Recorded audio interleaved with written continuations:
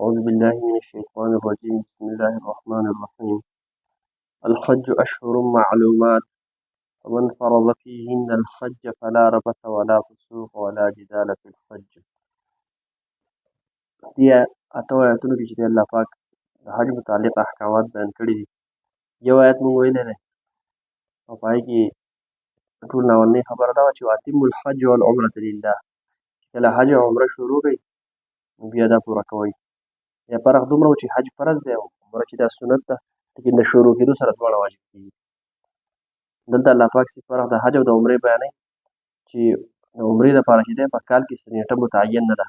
په هر وخت کې عمره کولی شي، د کال په هر ورځو کې چې دی عمره کولی شي. لیکن د حج الحج اشهر معلومات او د حج کې دا فرق دی چې د دې دپاره څه دي متعین معلومې میاشتې دي او هغه څه دي یوه د شوال چې د وړوکي اختر میاشت وایي، یوه ذوالقعده ده په وړوکي اختر میاشت پسې چې ورپسې او 10 ورځې د ذوالحجې، دغه 2 میاشتې او 10 ورځې د ذوالحجې دا د حج دپاره دا وخت دی. مطلب دا چې په شوال ذوالقعده کې که د حج دپاره احرام وتړو و احکامات خو صرف په 15 ورځو کې ادا کېږي، لیکن د دې مطلب دا دی چې دا 2 میاشتې تلفاظه چې د حج ورځې دي، که چا احرام په دې ورځو کې وتړو او بیا حج وکړو نو دغه احرام د دې حج د تړلو لپاره صحیح دی. اوس که چېرې دې نه مخکې احرام راوکړو نو بیا به هم حج وشي، لیکن هغه مکروه دی. او دا کم د حج چې دا میاشتې دي په دې کې چې کوم احرام وتړلی شي نو مراد ترې دغه دی چې دغه ورځې دي چې په دې کې احرام وتړلی نو حج دغه نه صحیح کېږي. والحج اشهر معلومات، حج چې دی د دې لپاره معلومې میاشتې دي چې دغه څه له پاسه 2 میاشتې. فمن فرض فیهن الحج، پس چا چې په ځان باندې فرض کو لازم کو په دې میاشتو کې حج لره، چا چې د احرام وتړو د حج دپاره لازمېدو مطلب دا ده چې احرام دې وتړو نو د حج احرام چې دې وتړو په دغه وخت کې به ورته صورت ورته لازمېږي.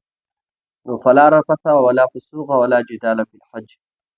نو د دغې کس دپاره چا چې احرام د حج دپاره وتړو د ده دپاره جایز نه دي کوروالی او نه مطلقي هر قسمه ګناه کول د ده دپاره جایز نه دي، دغه شان جګړه کول په حج کې. ورته رفث د دې نه مراد یوازې کوروالی نه دی بلکې د خپل کورواله سره بې تکلفه خبرې، د بې تکلفه خبرو نه واله او د کوروالي پورې څه چې په دې منځ کې دي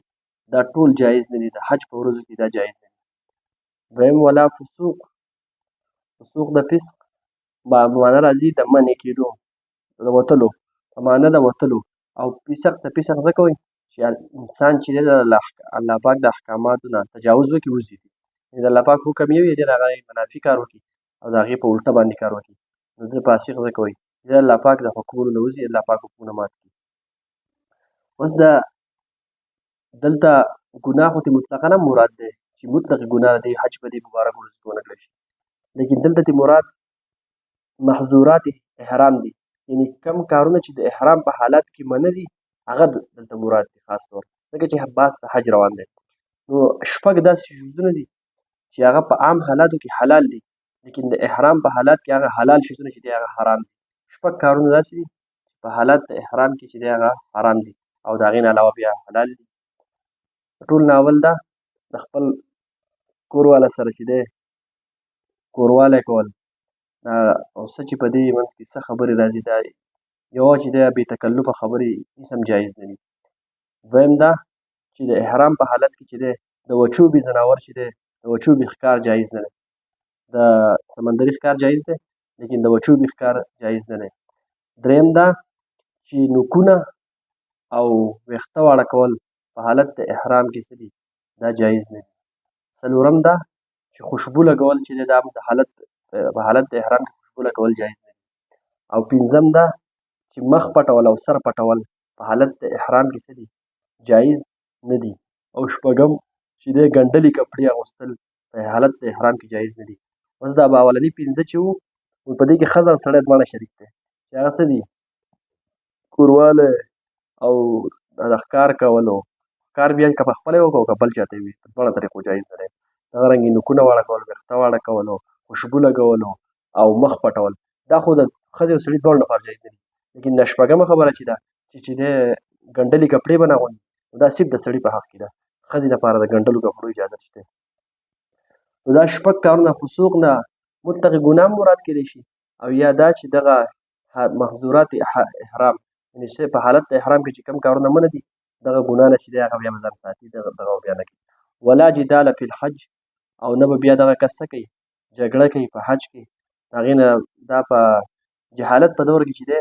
اصل کې داسې به کېده چې دوی به اختلاف کوو په دې عرفات کې. بعضو به وي وقوف چې دی د ابراهیم علیه السلام په عرفات کې دی بعضو به وي په مزدلفه کې دی. نو د دې نه خو د آیت ته اشاره ده چې جګړه مه کوئ په حج کې او د هغې نه بیا د هغو غټې غټې ګرمۍ جوړې کړې. نو په حالت د احرام کې اوس دا فسوق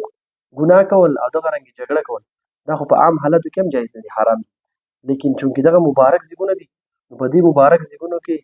ګناه کول په دې کې هر وخت د احرام سړي ته یادوي چې ته د حالت د احرام کې دا ګناه مه کوه جګړه مه کوه. تا د هر وخت دا دغه درکوي کال درکوي سیګنل درکوي چې ته د حالت د احرام کې نو د دې دا یاداشت دي تا ته چې بس ته د عبادت په یو حالت کې نو په دغه وخت کې په دغه مبارک ځایونو کې بیا دا کول د دې دا اشاره ده چې دا بیا ډېر زیات سختونه دی په ګناه کې سختوالی راشي ځکه چې هلته انسان په داسې کیفیت کې هغه هر صحیح وي او بیا هم ګناه کوي نو دا په عام حالتو کې هم حرام دی په دغه وخت کې بیا ډېر زیات تاکید پکې سیوا دی. بیا الله پاک دا درې شیزونه ذکر کړي دي نو اصل دا ده چې په دې دا درې شیزونه چې دی دا د حج په موقعو کې زیات انسان ته راپېښ کېږي. ټول ناول الله رفس ځکه چې د حج دا اوږده زمانۍ یا ډېرې ورځې او دارنګې هر قسمه نظر پای کې ښځې سړي ګډوډي هر قسمه نظر لګي دغه شان د کور والا باندې دا نظر لګي وغیره نو انسان دا چې شهوت دا دغه پرې راځي نو دا دغه وخت کې د دې منع ذکر راځي فلا رفث کوروالی به نه کوي یعنې الله پاک حکم دی چې بس نه به یې کوي. ولا فسوق دویم دا چې ګناه په دې حالت د احرام کې یا د حج په دې موقعو کې د ګناه موقع هم راځي مثال په طور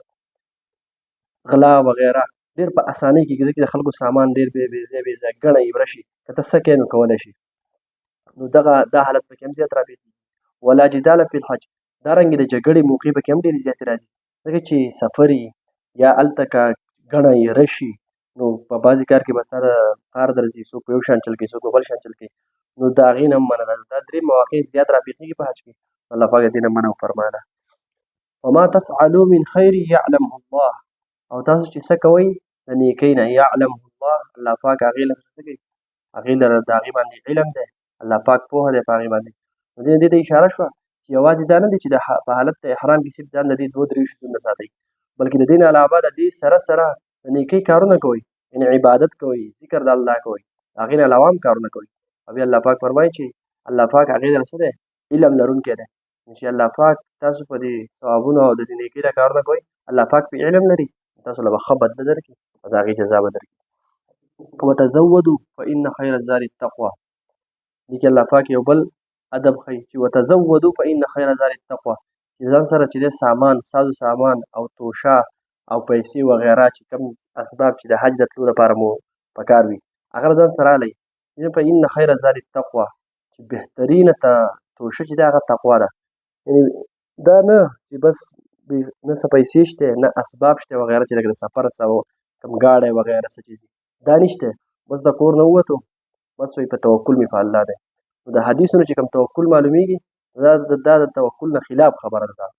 دا د جهالت خبره ده بس په الله مې توکل کړی بس حج ته ځمه نه پیسې شته نه اسباب شته. الله پاک فرمایي چې ځان سره اسباب ولئ هغې وجه څه ده که ته ځان سره اسباب پیسې وغیره خوراک څه وانهلې نو په لاره کې به سوال کوې نو په بل ګناه کې اخته شوې یا به که سوال نه کوې ځان له به مشقت ورکوي انتهایي تکلیف باندې به ځي دا هم جایز دی نه یا دا به خلک به تنګې راتنګې نو دغه وجه الله پاک فرمایي چې ځان سره توشه والی او د حدیثو نه هم د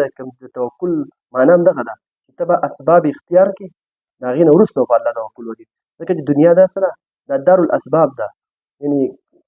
اسباب به په دې کې اختیاروې او بیا وروسته به په الله پاک باندې نظر کوې ځکه چې د دنیا حکم د دارالاسباب دی ځکه چې کله چې به عیسی علیه السلام وایي د قیامت نږدې چې به راکوزېږي که نه د دجال به د وروستو نو عیسی علیه السلام به وایي چې په دمشق کې چې دغه مسجد د میناره ده د دې پورې به د اسمان د دغه شان راکوز کړلی شي په دې میناره چې بیا کله کېنولی شي د دې نه وروسته به د دنیا شوه که نه نو اوس په سبب اختیاروي که نه الله پاک د هغې اسمانونه راوستو نو په دې ځمکې ته یې نه شو راکوزولی خو دغه ځای کې دغې ته اشاره ده چې بیا دا دارالاسباب شروع شو نو بیا به ورته وغیره ارتمپایي وغیره ولګولی شي دا وخت چې څه دغه وي په هغې به بیا راکوزېږي نو توشه دا چې دی دا سبب دی نو د حج دپاره چې ځئ نو توشه هم الله پاک وایي صحیح د ځان سره الی او دا دې تاسو توکل دا توکل نه خلاف کار دی الله پاک مخې ته فرمایي فإن خیر الزاد التقوى اصل توشه ان تاسو چې توشه نه لري توشه لري اصل شی چې دغه تقوا ده نیت خالص کې او تقوا ده الله پاک نه یاره اصل تقوا ده واتقون یا اولی الالباب او ویریږي اې د عقل خاوندانو یعنې زمانه ویریږي الله پاک وایي اې د عقل خاوندانو او کوم چې زه احکامات دي په دغې باندې عمل کوئ په دغې طریقې سره او تقوا هم دغې ته وایي که نه چې د الله پاک احکامات منل او د الله پاک د هېرې ګناهونه پرېښودل لیس علیکم جناح ان تبتغوا فضلا من ربکم نشته دی په تاسو باندې څه ګناه ان تبتغوا دا چې تاسو تلاش کوئ فضل د خپل رب دې آیت کې دې حصې کې چې دی آیت په ایام حج کې یا د حج چې کومې ورځې دي حج د سړی لاړ شي په دغې ورځو کې چې دی تجارت کول جایز دي او که نه دي د دې نه د هغې دغه دی چې په دغې ورځو کې څه دی لیس علیکم جناح چې په دغې ورځو کې ګناه نشته چې تاسو څه وکئ تجارت وغیره وکئ اصل دا آیت دا چې صحابو نه بعضې دغې جهالت په وخت کې چې دی ډېر رسومات وو دوی به ډېر مختلف رسومات کول څه پکې مونږ هم وایو که نه چې په شاګانو د کورونو به راتلل وغیره داسې رسومات وو نو چې کله د هغې منډه راغله نو د هغې نه دا هم د صحابو د دا هم یو دغه رابهر شو چې ګوره چې دا مونږ چې دا کوم تجارت وغیره یا څه کوو په دې کې لکه یو صحابي چې دی هغه راغی په عبدالله بن عمر رضی الله عنه هغه ته یې وی زما کار چې دی هغه د اوښانو په کرایه باندې یعنې په سوارلي ورکول باندې او زه زما د اوښان په کرایه باندې خلک حج لالي زه ورسره هم حج ته ځم زه حج کومه نو آیا زمونږ دا حج به نه کېږي چې د نو عبدالله بن عمر رضی الله عنه په دغه شان د سوال د نبي علیه السلام نه کړی شوی او نبي علیه السلام په ټایم جواب نه ورکړی لیکن بیا دا آیت نازل شو چې لیس علیکم جناح ان تبتغوا فضلا من ربکم چې په دې کې څه ګناه نشته چې تاسو تجارت وغیره د رزق چې دی اسباب اختیار کړئ د هغې لپاره لیکن اصل مسله څه ده د نیت ده چې نیت دې صرف د حج او د عبادت وي اوس دا دې به درې صورته به یا به دی چې د ده به اراده بالکل د مزدورۍ وي او د پیسو وي او اسې په منځ کې به اسې د حج دا خبره راولي یعنې حج به وکړي خو ضمناً به وکړي مقصود به چې هغه تجارت وي او مزدوري وي یو دا صورت دی دویم دا چې دواړه به برابر وي یعنې حج ته هم نیم نیت دی خو نیم نیت یې پیسو او تجارت ته هم دی نو دا دواړه د اخلاص نه منافي دي ځکه چې په دې کې مقصود ته اصل چې دی هغه تجارت او دا وګرځم او په دویم نمبر د حج وګرځم دا دواړه د اخلاص نه دریم دا صورت دی چې مقصود د حج دی ته لاړې حج ده لیکن کور کې چې دی د پیسو مسلې دي کور کې تنګي ده یا هلته چې دی هلته چې ته هغه احکامات او وخت تېری هغه ته د پیسو ضرورت دی دا دریم صورت دی مقصود د حج دی لیکن دا ضرورت دپاره چې دی تجارت وغیره کوي نو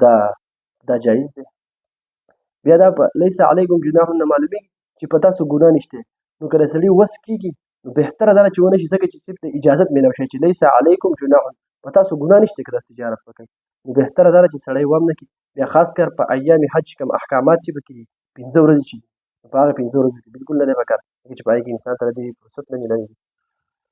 نو لیس علیکم جناح نشته په تاسو ته ګناه ان تبتغوا دا چې تاسو تلاش کړئ فضلا څه فضل من ربکم ستاسو د رب د طرف نه فاذا افضتم من عرفات فاذكروا الله عند المشعر الحرام چې پس تاسو کله واپس شئ د عرفات نه نو فاذكروا الله یاد کړئ الله پاک لره عند المشعر الحرام پخوا د مشعر حرام کې اوس د دې نه مخکې ته په حج کې چې دی درې شیزونه چې دی په حج کې فرض دي احرام دا فرض دی په حج کې دویم د عرفات په میدان کې وقوف کول دا فرض دي دریم دی طواف زیارت دا درې فرض دي نو چې کله تاسو په عرفات په میدان کې وقوف وکئ نو چې کله تاسو واپس کېږئ نو فذکروا الله عند المشعر الحرام تاسو د الله پاک ذکر وکئ عند المشعر الحرام پخوا د مشعر حرام کې دا مشعر حرام څه ته وایي مشعر حرام څه دی دا مشعر اصل کې وایي علامې ته او نښې ته او حرام حرمت والا یعنې عزت والا ځای دا یو ډیرکۍ ده د مزدلفې د دې میدان په دې خواوشا کې دا ډیرکۍ ده د دې خواوشا ته بیا د مزدلفې میدان دی نو دغه ډیرکۍ سره چې دی دا د شعائر اسلام نه دی نو په دغه وخت په دغه ځای کې چې دی واپس کېږي نو دغه ځای کې ایثار شي او د الله پاک ذکر او یاد عبادت وکړئ او عرفات څه ته وایي عرفات دا یو میدان دی بیا عرفات ته عرفات ولې ویلی کېږي د ډېرو وجې ویلی شي عرفات ته یا عرفات د دې وجې ویلی کېږي چې په دغه ځای کې چې دی الله پاک خپل رب پېژني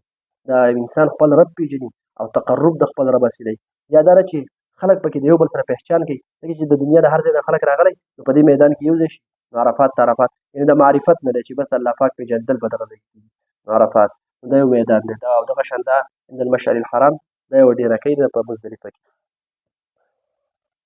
واذکروه کما هداکم بیا تاسو یاد کړئ الله پاک لره کما هداکم څنګه چې تاسو ته طریقه ښولي تاسو د الله پاک ذکر په هغه طریقه وکړئ کومه چې تاسو ته ښولي نو دلته عام ذکر هم مراد کېدای شي چې تاسو ته عام ذکر وکړئ لیکن په دې کې خصوصا یو خاص دغه ته حکم ته اشاره ده چې اصل کې د عرفات نه چې سړی واپس کېږي مزدلفې ته نو په دغه وخت کې چې دی یو حکم دا دی چې د ماښام او د ماسخوتن لمونځ به چې دی دا به په یو ځای باندې کې د ماسخوتن په وخت کې ګوره دوه ځایه چې دی جمع حقیقي د دوو لمونځونو جایز ده یو په دې مقام کې په حج په موقعو کې دوه ځایه یو د ماسپښین او د مازدیګر لمونځ چې دی د ماسپښین په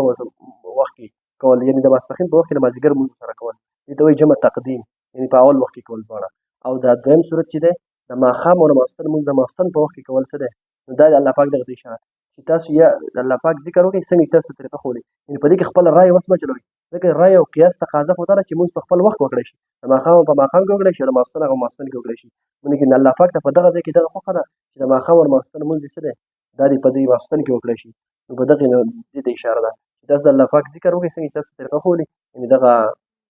د مانځه دا خاص طریقه چې ده د ماسخوتن په وخت کې په دې کې خپل رایه او عقل مه استعمالوئ وإن كنتم من قبله لمن الضالين او وایي مخکې تاسو د دې نه څه د بېخبرو نه یعنې مخکې دا حکم چې دی تاسو ته نه و معلوم و ځکه چې دا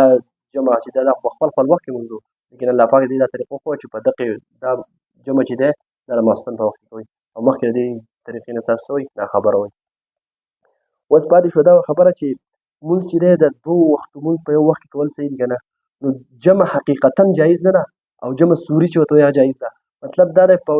ماسپښین په وخت کې تر سهار لمونځ یا د مازدیګر لمونځ وغیره دا خو دواړه حقیقتا نشي جمع کولی جمع سوري جایز ده چې یو لمونځ په اخر وخت کې وکړي لکه د ماسپښین لمونځ ختمېدو په ټایم کې د ماسپښین لمونځ وکړو او لږ ساعت ایسار شوې بیا ډایرکټ بس د مازدیګر ټایم شروع شو نو دواړه خو یو ځای وکړل لیکن په صورت کې دي جمع کړل په حقیقت کې نه دي جمع شي هر په خپل وخت وشو او په دغې دوو مقاماتو کې چې دی